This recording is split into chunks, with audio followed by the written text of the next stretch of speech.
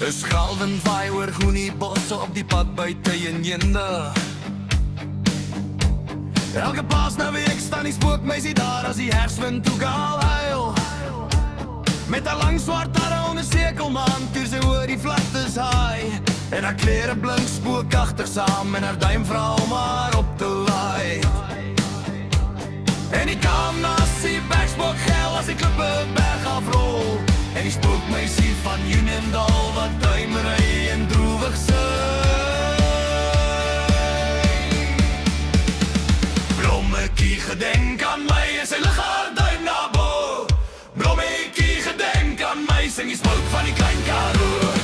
Blommetjie gedenk aan my en sy lig haar duim na bo. Blommetjie gedenk aan my, sing die spook van die Klein Karoo.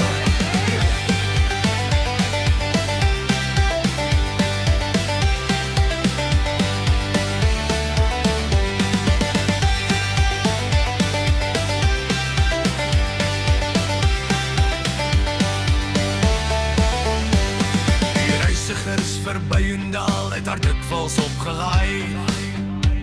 En verder aan so uit die niet verdwyn die wind wat waai.